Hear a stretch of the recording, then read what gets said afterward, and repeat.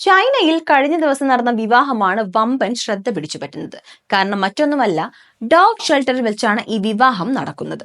വിവാഹത്തിൽ പങ്കെടുത്ത അതിഥികളാണെങ്കിലോ 200 നായ്ക്കുട്ടികൾ.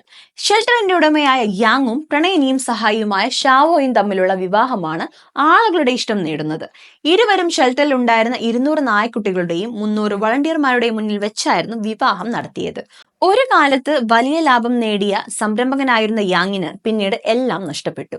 അതിനുശേഷം ചെറിയ ചിലവിൽ അദ്ദേഹം തുടക്കത്തിൽ 10 നായ്ക്കളെ മാത്രം സംരക്ഷിച്ചുകൊണ്ടായിരുന്നു തുടക്കം. കൂടുതൽ ആളുകൾ പിന്തുണയുമായി എത്തിയതോടെ ഷെൽട്ടർ പുരോഗമിച്ചു. പിന്നീട് ഇതൊരു വലിയ സർക്കിളായി മാറി. 2022 വോളണ്ടിയറായി ഷെൽട്ടറിൽ എത്തുകയായിരുന്നു വിദ്യാർത്ഥിയായ ഷാവോ.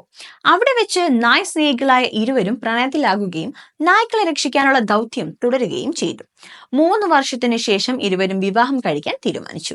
തെരുവ് നായ്ക്കളെ രക്ഷിക്കുകയായിരുന്നു ഉദ്ദേശമെന്ന് യാങ്ങിന്റെ ഏറ്റവും നല്ല സമയം ഞാൻ കണ്ടിട്ടില്ലെന്നും എന്നാൽ ഏറ്റവും ദയവുള്ള ഒരു സമയം താൻ കണ്ടുവെന്നും ഷാവോ പറയുന്നു.